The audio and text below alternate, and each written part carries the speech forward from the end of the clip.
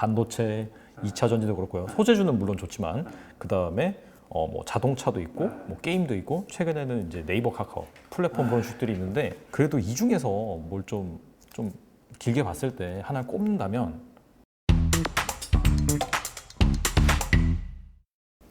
그러면 그 말씀을 하신 걸 잘 들어보니까 시장 상황을 좀 잘 알아야 된다. 아, 그렇죠. 그게 이제 기반이 돼서 유연하게 사고를 해야 된다고 말씀하셨는데 이게 약간 그 들으시는 분 입장에서 헷갈릴 수가 있거든요. 아, 그럼요. 뭐냐면은 원칙이 있어야 된다, 나만의. 이거 꼭 지켜야 된다.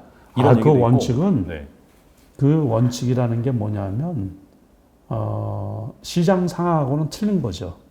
그 시장 상황하고 틀리게 이제 디테일한 부분에 들어가서 네. 그 원칙이라는 것은 뭐냐면 급등한 종목을 추격해서 매수하지 말 것. 그런 게 이제 원칙이 되는 거죠. 그러고서 다시 말해서 제가 수익이 나면 어떻게 하라고요? 팔아서 인출하라고. 자기 실력이 쌓아질 때까지 어느 수준. 그러니까 제가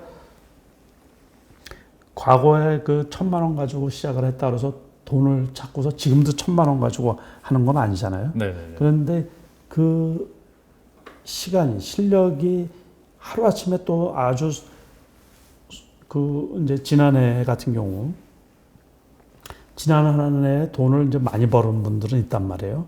그렇지만은 계속 그렇게 많이 벌기는 어렵잖아요. 거의 뭐 불가능하죠. 네, 그러니까는 이제 지난해 돈을 많이 버신 분들이 실력도 있겠지만 운적인 요인도 많이 있다고요. 그런데 그거가 자기 실력인 줄 알고서 그 돈을 전체로 이렇게 했다가 또 많이 까먹으신 분들이 많이 있어요.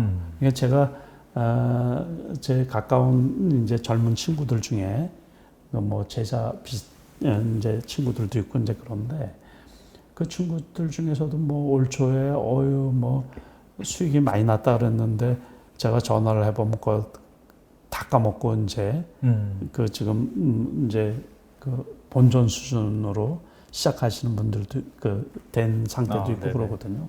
그러니까는 그 자기 실력이 될 때까지는 그 돈을 계좌를 키우지 말라는 얘기예요.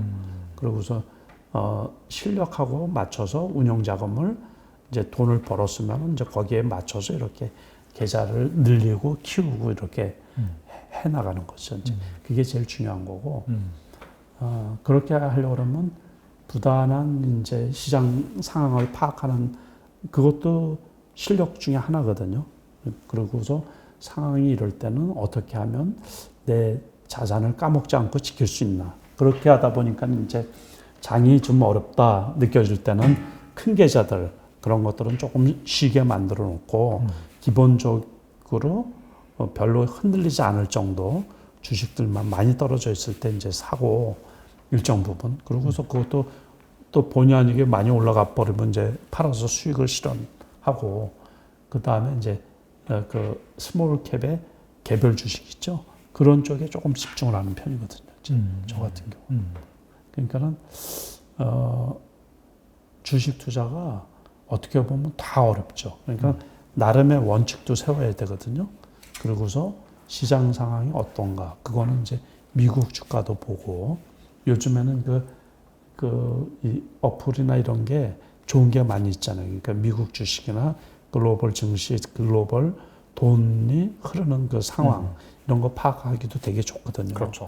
이제 그런 거를 종합적으로 보면서 향후 주식 시장이 어떻게 전개되겠다 그런 거를 예측을 할 수가 있잖아요. 요즘엔 실시간으로 정보가 곧바로 오픈되기 때문에 다 알 수가 있거든요. 그러니까 대응하기가 과거에 비해서 되게 쉽다고 생각이 들거든요. 네. 그래서 공부를 어쨌든 많이 해야 돼요. 그러니까 공부하는 방법을 모르시는 분들도 있거든요. 어떻게 공부해야 되는지. 그러니까는 이제 일단은 그런 거, 거시적인 거 있죠. 거시적인 것들을 많이 이렇게 접하고, 어떤 종목이 그 거시경제에서 이득을 볼 수 있는 종목인가. 그거를 이렇게 이제 찾아보면 되죠. 향후 앞으로 계속해서 2차 전지, 전기차, 또 수소차, 수소연료전지, 그쪽이 핫하잖아요. 그럼 그런 것들이 대형주들은 벌써 다 올라갔단 말이에요. 그러면 이제 지금은 스몰캡 중에서 그게 이슈가 될 때마다 한 번씩 이렇게 나왔다가 꺼지고 나왔다가 꺼지고 그런 거예요. 그러니까는 그래서 장 끝나고서 장중 뉴스 있잖아요. 방금 전에도 그 네이버, 카카오에 대한 네네네. 그 뉴스를 이렇게 나왔는데 우리가 장중이든 장후든 많이 올라간 거면 다 이유가 있잖아요. 이유. 네. 그러니까 이유를 스크랩을 해놓고 메모를 해놨다가 그 이슈가 사그러들지 않았는데 다시 말해서 이슈가 소멸되어 있지 않은데 주가가 올라갔다가 쉴 때 있죠. 네네. 그때 매수를 하라 그런 얘기예요. 그래서 제일 중요한 게 뭐냐면 이슈가 그 종목이 시대 트렌드하고 맞아야 돼. 시대 트렌드. 그러니까 시대 트렌드하고 맞아야 되고 그 이슈가 사라지지 않고 후속 뉴스가 계속 나올 종목. 그런 종목에 집중을 할 필요가 있다. 그런 말씀입니다. 그러니까 우리가 지금 차트를 못 보여드리는데 차트를 보면 뭐 요번에 많이 올랐던 사마알루미늄이나 조일알루미늄 같은 경우 그게 단순히 그냥 알루미늄 파는 회사가 아니고 그 2차 전지하고 관련된 네네. 전기차하고 관련된 이 알루미늄이거든요. 알루미늄 막 뭐 이런 것들을 네. 그러다 보니까 후속 뉴스들이 계속 나온단 말이에요. 그러니까 주가가 조금 쉬었다가 올라가고 계속 올라가고 경고 달고서도 올라갔다가 그 경고나 시장 조치라 그러죠.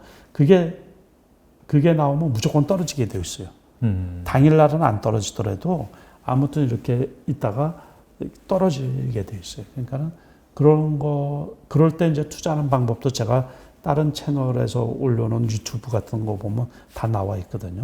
그러니까 결국에 이제 또 제가 쓴 책 그런 것도 좀 많이 보시고 그런 것도 계속해서 이렇게 추적해 가다 보면 이럴 때는 어떻게 대처해야 되고 이럴 때는 어떻게 대처해.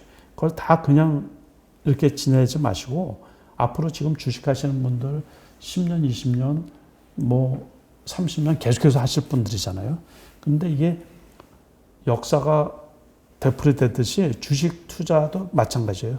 종목만 달라져서 그렇지 계속 되풀이된단 말이에요. 그러니까 저 같은 경우는 과거부터 별의별 일을 다 겪었을 거 아니에요. IMF도 겪었고, 미국 금융위기 때도 겪었고, 이번에 코로나 때도 수익이 잘 났고, 이래서 자기 상황이 있잖아요. 처한 상황이 이 투자자분들마다 제각기 다 다르잖아요. 그렇죠. 그러니까 이제 직장 다니시는 분들이 있을 수도 있고, 또 진짜 낮에는 주식을 못 보시는 분들이 있거든요. 네. 볼 틈도 없고, 네. 그런데 투자는 하고 싶단 말이에요.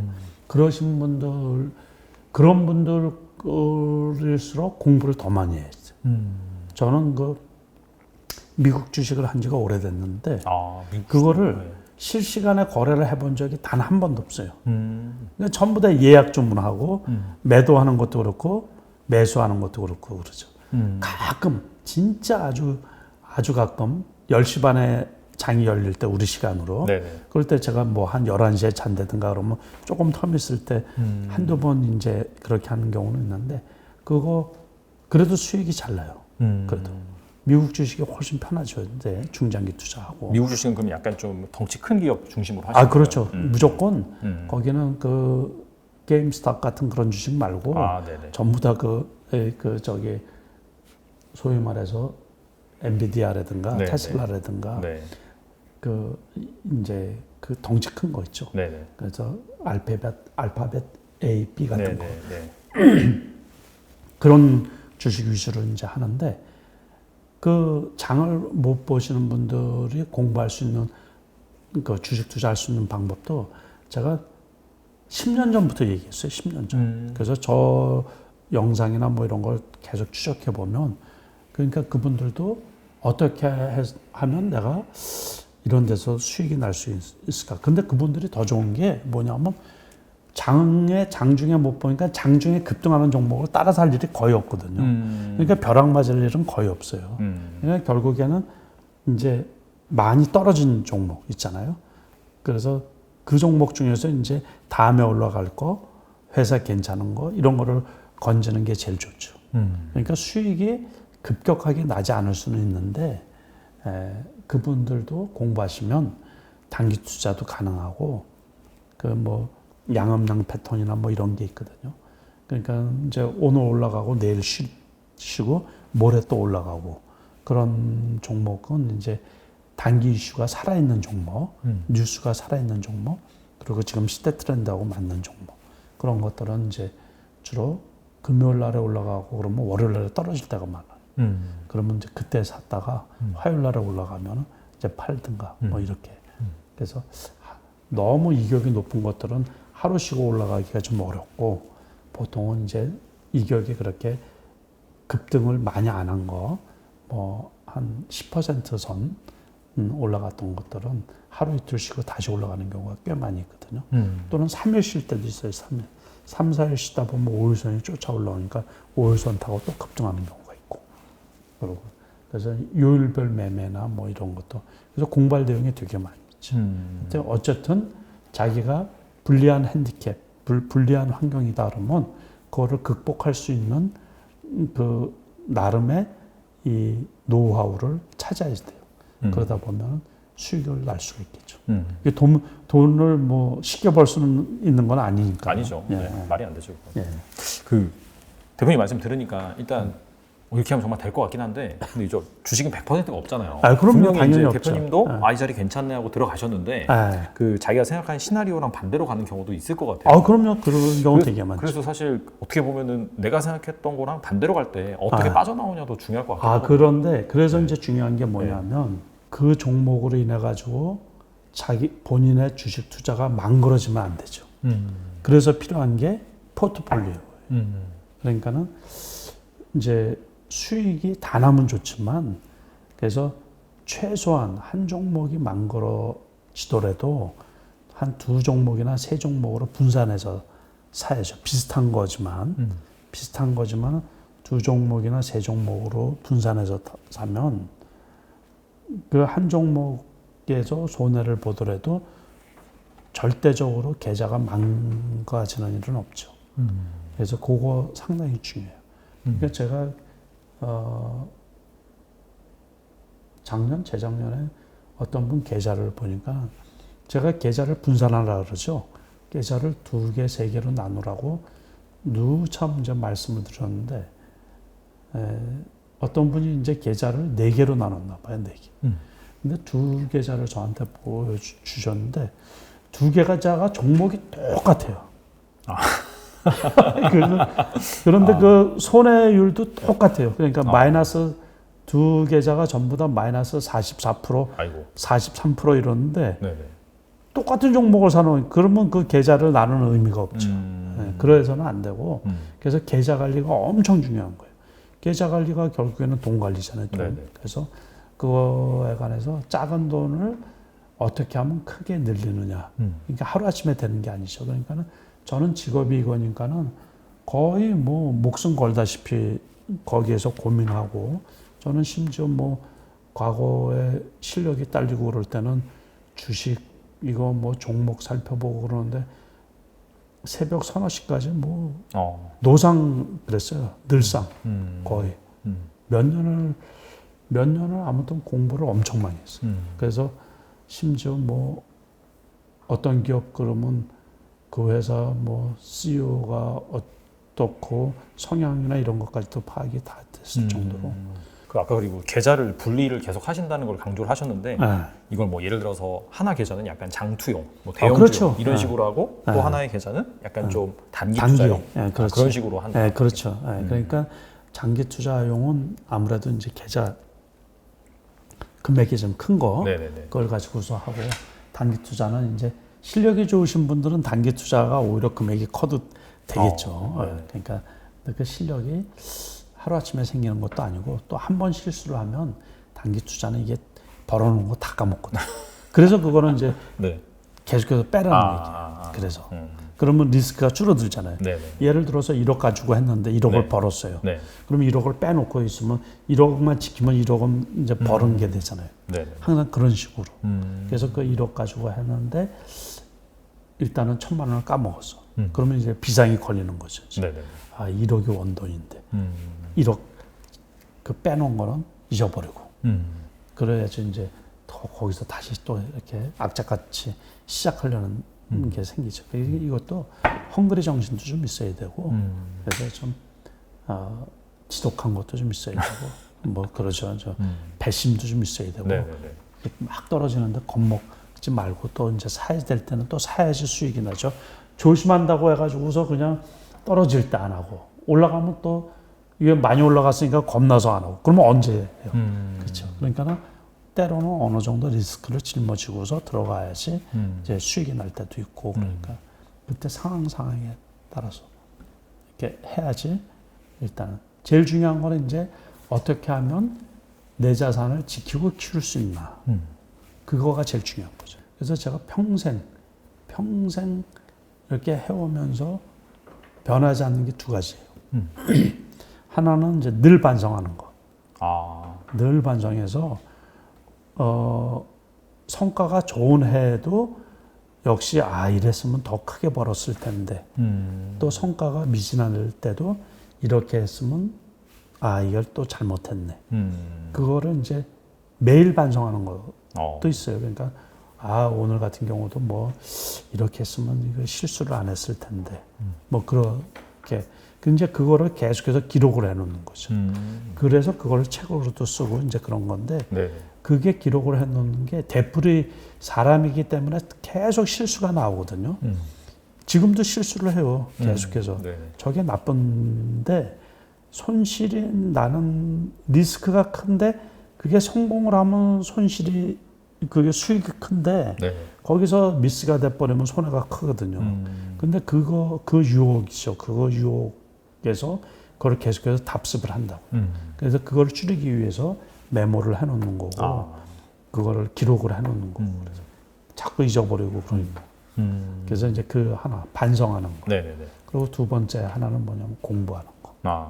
그러니까는 이 주식 공부는 그 말씀하신 것처럼 정형화된 게 없잖아요. 네. 100% 맞는 게 없거든요. 네네네. 그러니까는 확률상 높은 쪽으로 투자를 하는 거예요. 자기를 그래서 이게 수익률 게임이라 그러면 수익이 나게끔 자기 그 매매 스타일이나 투자 방법을 그쪽에 가도록 이렇게 이제 우리가 behavioral finance라 그러죠. 네. 행동 재무학적으로. 그래서 이제 실수를 자꾸 줄이려고 그러고 그렇게 맞추려고 많이 이렇게 만들죠. 그래서 공부하는 거. 그 공부할 것도 뭐 개별 기업에 대한 공부도 공부지만 글로벌 그 자금 시장이 어떻게 돌아가나 앞으로 미국에서 금리 정책을 어떻게 피나 뭐 이런 것들도 수시로 이렇게 보는 게 다 공부죠. 공부. 그러니까 세상이 급격하게 변하니까 평생 공부를 해도 계속해서 공부를 해야 돼. 시장 환경이 계속 달라지니까. 그렇죠. 네. 그리고 또 이게 이제 새로운 기업들 뭐 이런 것도 계속 생기고 그러니까는 다른 것처럼 뭐 우리가 장인이라 그러면은 뭐 그 기술이 평생 써먹을 수 있지만 주식 투자도 기본은 평생 써먹을 수가 있죠. 그 기본 마인드나 이런 게. 그렇지만 이제 공부하는 거는 평생 공부를 하는 거지. 그 두 가지. 그래서 반성하는 거하고 공부하는 거. 그게 꼭 모든 분들한테 다 같이 필요하지 않나. 그렇게 생각이 들거든요. 알겠습니다. 개인 투자 같은 경우는 약간 좀 시간적인 한계가 있어서 그렇죠. 들으면서 딱 생각이 난 게 그 상장 기업 전 종목은 사실 공부를 할 수가 없으니 그러니까 평소에 좀 자기가 좀 눈여겨보고 자기가 좀 아는 종목 그런 풀을 좀 가지고 가면서 그렇죠. 네, 그렇게 좀 하는 게 좀 효율적으로 좋겠네요. 그럼요. 그게 훨씬 효율적이죠. 그리고 약간 향후 전망 그 관련해서 제가 좀 궁금한 게 하나 있는데 이것만 하나 하고 마무리 지면 될 것 같습니다.